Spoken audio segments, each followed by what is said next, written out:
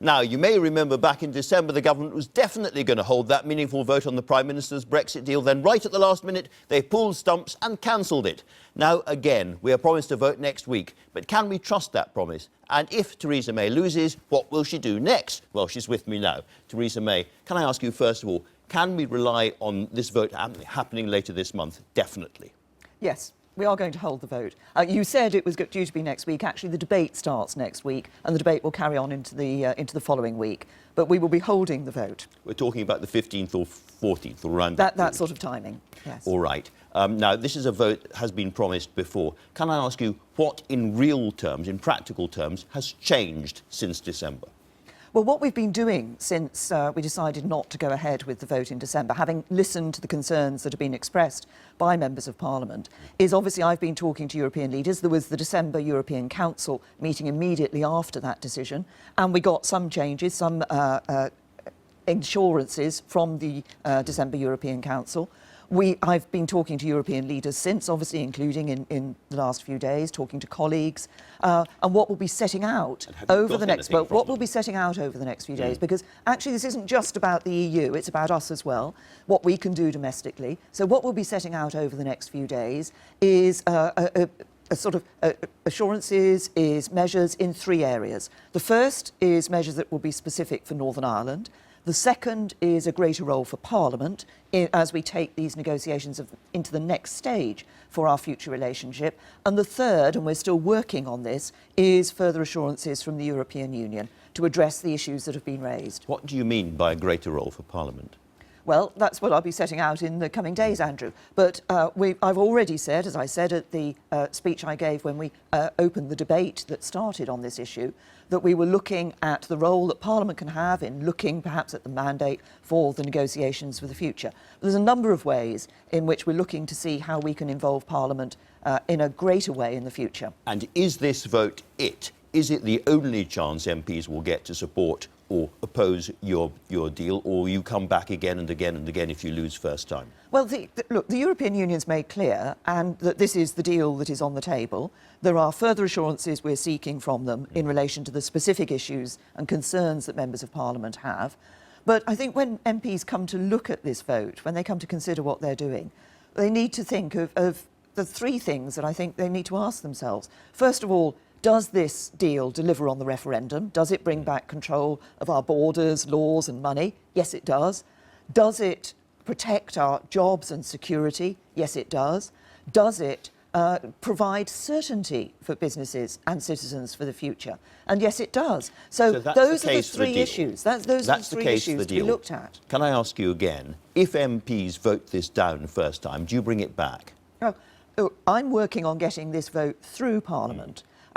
It's for those who oppose the deal to actually say what the alternative is. And so far, nobody has put forward an alternative that delivers on all those issues and crucially delivers on the referendum result. It's very important for MPs that, nonetheless, to know whether if you don't get it through first time round, despite all your best efforts, and you go back to Brussels and you get some other assurances and then you bring it back again. I mean, one of your employees in Number 10 is quoted as saying you could bring back this vote 30 times if necessary to get it through. Yeah. The deal is on the table. Let's look at what we've got in the House of Commons at the moment in terms of the views that MPs are taking on this deal.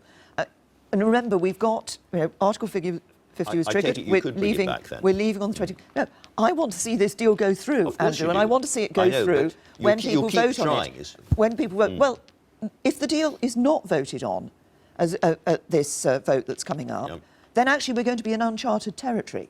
I don't think anybody can say exactly what will happen in terms of the reaction we'll see in Parliament. You could. Because well, if I can just go back to what I was going to do, which is setting out what we have in the House of Commons. What we have in the House of Commons is a Labour leadership and Labour Party that is playing politics with this, that is opposing any deal in order to create the greatest chaos that they can. We've got people who are promoting a second referendum in order to stop Brexit, and we've got people who want to see their perfect Brexit. And I would say, don't let the search for the perfect become the enemy of the good. Because Right. the danger there is actually we end up with no Brexit at all. I've asked you, I think, 3 or 4 times whether you'll bring back this vote again and again and again, and you haven't answered me, which leads me to assume that you would bring it back again and again and again. Andrew, what I'm doing, you're saying what happens if. Yes. What I'm saying is Reasonably, let's actually remove the first if, and let's get this vote through the House of Commons. Well, that's what you like to do. Now, That's what I'm working for. That's what I'm working for with colleagues. And I'm listening to colleagues and will be continuing to talk with colleagues over the coming days. And crucial to these conversations, I assume, is whether or not Britain gets its own independent exit mechanism from the backstop, or else a time limit to the backstop. Is that the essence of what you're trying to get out of Brussels? The key concern that members of Parliament raised on the backstop was the concern that it could become permanent or it could become indefinite. And they need to know that it can be replaced if it's put into place. Now, we and the European Union are very clear, this has been reiterated, it was reiterated at that December Council, that this is not intended to be used in the first place, and if it is only temporary. But it's that concern that maybe there is some way in which it could become indefinite. So ensuring that we actually get the future relationship in place to replace the backstop if it's used is a crucial element of this. We say, the European Union say, that's what we want to do. It's making sure that we can give people the confidence that that will be delivered. Since we're talking about the backstop, all this ghastly jargon all around the place, but since we're talking about the backstop, what we also know is that the Irish government has said they will under no circumstances put up a border. We know the DUP and Northern Irish politicians won't put up a border. There is not going to be an Irish border, and therefore why does there need to be a backstop? Well, first of all, we're very clear that we will do everything, whatever the circumstances, everything in our power, not to have a hard border between Northern Ireland and Ireland. But what you have to, well, you say, well, it won't happen. Actually, no border doesn't happen simply because people sit around saying, well, we won't have a border. Actually, but it only happens if people put it up, and nobody who could put it up will. But it's about more than that. It's about businesses knowing what they do. So if you're in a situation where you're operating different tariffs, how do businesses deal with that in terms of customs and matters going across that border? So actually, as ever, this isn't just about aspiration, it's about practicality.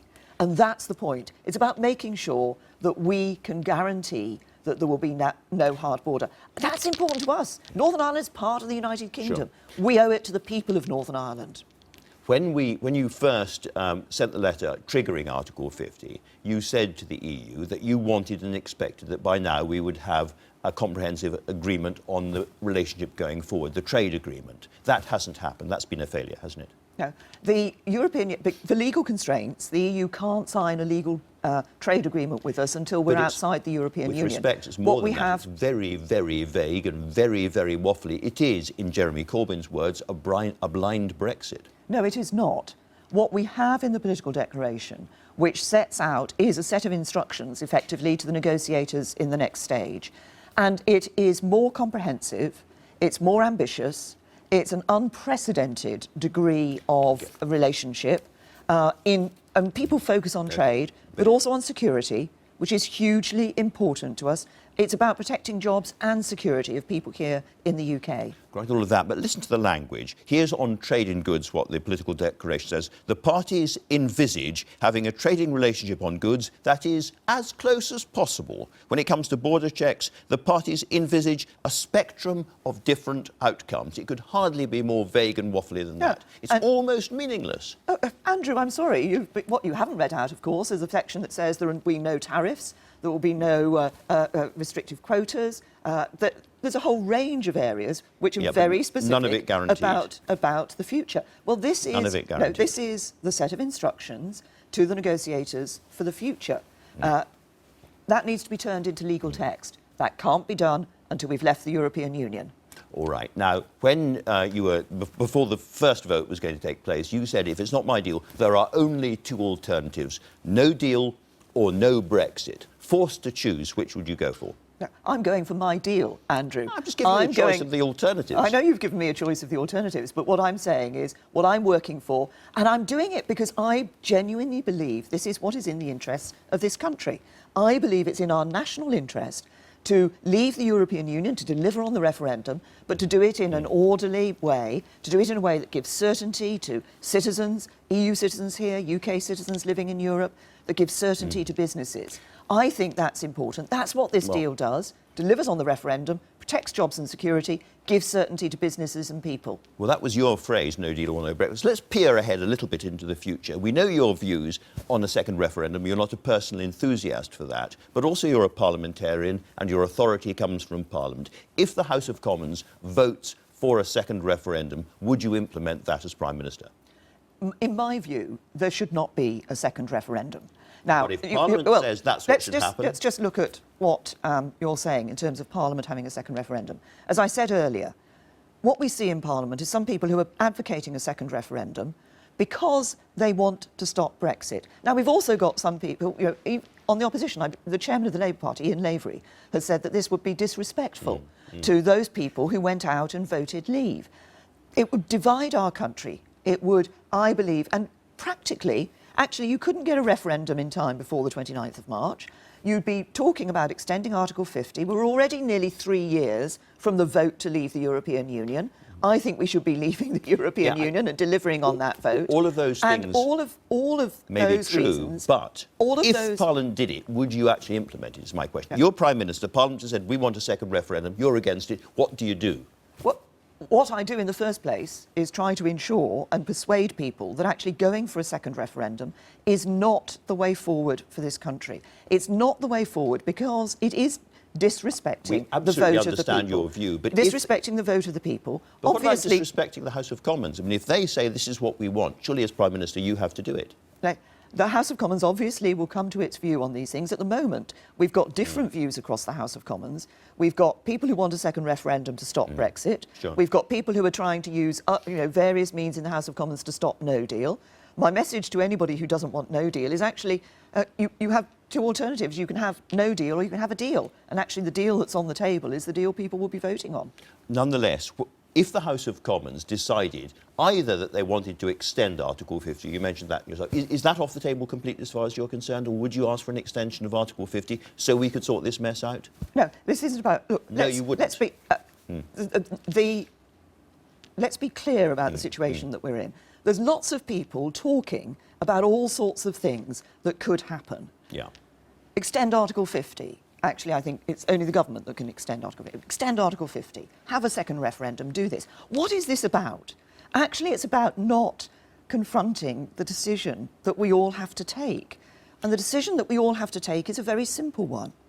Do we want to deliver on the referendum? Do we want to bring back control of our borders, laws and money?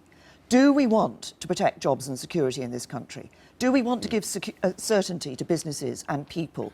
And if the answer to all of those questions is yes, which I believe it should be, then there is one way forward, which is to ensure that we leave with a good deal, and there's a good deal on the table. Okay, well, let me explain why I've been going through the alternatives, which is you have your deal on the table. It's almost certain, we may all be wrong, but it looks very like you don't at the moment have the numbers to get through the House of Commons on that deal. If that deal falls, and all the alternatives we've talked about also fall because you won't implement them, then we are heading, day by day, week by week, towards no deal, something you yourself have described as chaotic and your ministers are clearly very worried about. Surely it'd be utterly irresponsible to take this country to no deal. And many people who know you quite well say, do you know what? Theresa May, deep down, will not take us to no deal. She will find a way to avoid that. I've always said that no deal was better than a bad deal. What we have on the table is a good deal. You're not quite answering my question. You are taking us towards no deal. But the point is, of course you want to win Andrew, your vote, but if you don't win your vote and you've ruled out all the other alternatives, you are taking us towards no deal, something that could be really, really damaging to an awful lot of people in this country. What is what is in the national interest, what is best for this country, is to leave the European Union with a good deal. The good deal is on the table. There are concerns about it. I'm continuing to listen to colleagues and will continue to talk to colleagues about this. And we're continuing to talk with the European Union about the further assurances that can give members of Parliament the confidence of knowing that they can support this deal. Because it is a good deal that's on the table. It does all the things that I've talked about, delivering on the referendum and so forth. What is important, I think, is when members of Parliament come to look at this, that actually they recognise the responsibility. You know, Parliament overwhelmingly voted for a referendum. Parliament voted to trigger Article 50. Parliament, by majority, voted for the EU Withdrawal Act. But they don't like your agreement. There are consequences. They don't like your agreement. No, there's concern about a particular aspect of the agreement, which is around this issue of the Northern Ireland backstop. Actually, there are 585 pages of withdrawal agreement, a lot of which is about giving certainty to businesses. If you're a business... There's crucial bits they don't like it, and you're trying to renegotiate that at the moment. What I'm looking for the assurances for people. But what I'm saying is it's important to recognise what this is about. People focus on the backstop, but actually within that document are all the issues which, if you're a business with contracts in the EU that go beyond the 29th of March, what happens to those contracts? Are you still able to sell those goods under EU law? All those sorts of issues really important, that are really important for people. There are quite a lot of that we're addressing. There are quite a lot of your critics on your own side who say that they might well support your deal if you were then going to stand down and let somebody else renegotiate the rest of this afterwards. In order to save your own deal, would you stand down as Prime Minister?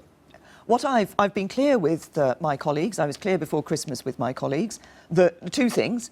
One, I'm not going to call a snap election. And secondly, that I'm not going to be leading the party into the 22 general election.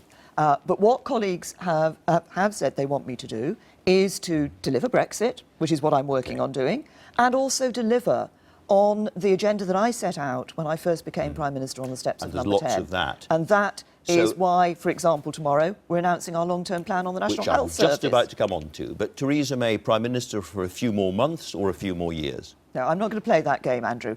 What I've set out... No. All right. Did my best. Well, let's turn to the NHS. Now, there are three major targets in the NHS which are crucial to it. There's the 4-hour A&E target, there's the 2-month cancer treatment target, and there's the 18-week waiting list target. And during your time as Prime Minister, none of those targets have been met. Are they going to be met in future? Yeah. Let me just sort of stand back and say what we're doing in relation to the NHS, and then I'll come on, if I may, to the issue of the target, because it feeds into what we're doing tomorrow. What we did in the summer is we announced that we are giving the biggest cash boost to the NHS in its history. That enables the NHS to come up with its 10-year long-term plan. Now, this is crucial for ensuring the sustainability, ensuring the NHS is there for us in the future as it has been in the past. And there are key areas within that plan, so making sure we have the best maternity care in the world, giving babies a best start in life, ensuring that we get better at preventing, detecting and treating conditions so that we improve the outcomes on conditions, and managing better between health and care in relation to people's old age as people age, making sure they can live independently for longer and live healthier lives. Now, what we've seen in the NHS, and the reason why I wanted to make sure that we looked at this and did this, is that, yes, we are actually within those targets. We're seeing more people. We're treating more people. But because the demand... No, we're not. We're slipping against the targets because despite the fact that we're actually doing more, the demand is outstripping that. That's why we needed to take a look. That's why we needed to put the extra money in. That's why we needed to say in the future. But what the extra money enables us to do, what the long-term plan enables us to do, is actually to step back and say, how do we ensure that the NHS continues to be one of the best health services in the world? That's what we'll be announcing tomorrow. Why are you cutting funding for public health? Yeah. What we're looking at in relation to the NHS... You are. Well, you announced that you account just before Christmas, and according to the Health Foundation, £1 billion nearly since 2015 have gone out of public health. That's stopping people smoking, drinking, eating too much and so forth. Absolutely essential. Good money, which avoids much bigger spending on cancer and so forth in the NHS down the stream. Why are you cutting it? Let's look at what I've just said is one of the areas that we're going to be looking at in the NHS long-term plan, which is about improving outcomes for conditions. That's as much about prevention and early detection, early diagnosis, and then treatment and recovery. So prevention is part of what we're looking at within the NHS. But you're cutting the funding for it. No, but Andrew, what you're saying to me is that what you're saying to me is there's only one way in which you can address a particular issue. As you may have known from the conversations we've had over time, that is never the case. There's public health funding that is dealt with, and there's a role for local authorities in some of this as well. But what we're looking at in the end, across the NHS and its long-term plan, is how can we work in the various ways that the NHS is involved to prevent conditions in the first place, better diagnosis to detect them when they're occurring at an early stage, because then you're more likely to be able to treat, have successful treatment and help people to recover. Well, let's look at a big parallel issue and remind you what you said in May 2017. Our social care system will collapse unless we make some important decisions now about how we fund it. We have to act. 18 months on, there was a consultation paper which hasn't even been published. You have got almost no further forward in something you said was about to collapse nearly 2 years ago. No, there's no doubt that there has been stress and strain and pressure on our social care system. That's why we've put extra money into social care. We did that in the budget as well, most recently. Fund it properly going we need to sustain it. I've always said that there were short-term, medium-term and long-term solutions on social care. The short-term was putting more money in. The medium-term was ensuring that we make sure that the best practice that occurs across the country occurs everywhere. And the long-term is about the sustainability for the future. And we will, at the earliest opportunity, be bringing forward proposals to do that. Getting this right is important. It's important alongside what we're doing for the National Health Service. I don't know if you saw I, Daniel Craig last night, and in the context, Blake, I beg your pardon, I, Daniel Blake, very different film. Did you see that last night? I didn't. You haven't had the chance to see that. Why are you delaying the social care, the universal credit rollout? No. We've, throughout the introduction of universal credit, we've been clear that we would roll it out as a sort of steady process, learn as we were going along. We've done that. We've made changes to universal credit as we've been going on. We'll be saying more about the future as in the coming weeks. The main rollout, but it will be fully rolled out on the timetable by 2023 as was originally intended. But what I think it's important on universal credit, the reason why it's important to get this right and why we've been taking our time, why we've been ensuring that we have made changes as we've been learning through this process, is because this is a much better system than the system it replaced. This is a system that encourages people into work, make sure when they're in work it pays. The legacy system we inherited from the Labour Party had nearly 1.4 million people left on benefits for almost a decade. Now that is not good for them, it's not good for their families, it's not good for us as a country. Actually helping people into work, giving them the dignity of being in work, the ability to support their families, that's what universal credit is about. We haven't had a chance to talk since you faced that leadership challenge before Christmas. Was there a time during that when you thought this might be it?